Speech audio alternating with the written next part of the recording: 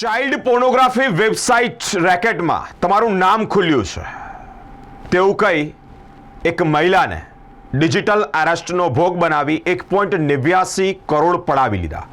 Mumbai crime બ્રાન્ચમાંથી Vikramsinh વાત કરું છું।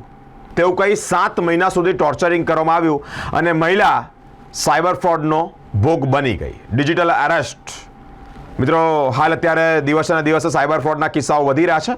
ફરી એકવાર વડોદરા શહેરમાં તેવી જ એક ઘટના સામે આવી છે, જેમાં પશ્ચિમ વિસ્તારમાં રહેતી એક મહિલા જે વૃદ્ધ છે તેની પાસેથી એક સાયબર ઠગ્યાએ 1.89 કરોડ પડાવી લીધા।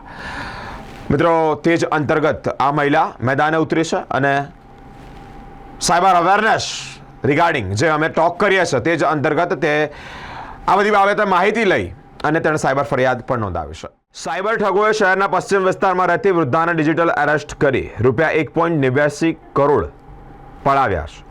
ચાઇલ્ડ પોર્નોગ્રાફી વેબસાઇટના રેકેટમાં તમારું નામ ખુલ્યું છે તેવું કહી વૃદ્ધાને શિકાર બનાવી છે। સાયબર ઠગોની વાતમાં આવી આ મહિલા પણ ડરી ગઈ। ગત ઓગસ્ટ 2024થી લઈ એપ્રિલ 2025 સુધી મહિલા ડિજિટલ એરેસ્ટ બની। મુંબઈ ક્રાઇમ બ્રાન્ચમાંથી વિક્રમસિંહ બોલું છું તેવું કહી મહિલાને પોર્નોગ્રાફીના મામલામાં ધમકાવી અને ડિજિટલ એરેસ્ટ કરી 7 મહિના સુધીમાં વૃદ્ધાને મેન્ટલી ટોર્ચર કરવામાં આવ્યું। ત્યારબાદ તબક્કાવાર રૂપિયા 1.89 કરોડ પડાવી દીધા। સાયબર ઠગોનો ભોગ બનેલી આ વૃદ્ધાએ વડોદરા સાયબર ક્રાઇમમાં ફરિયાદ પણ નોંધાવી છે।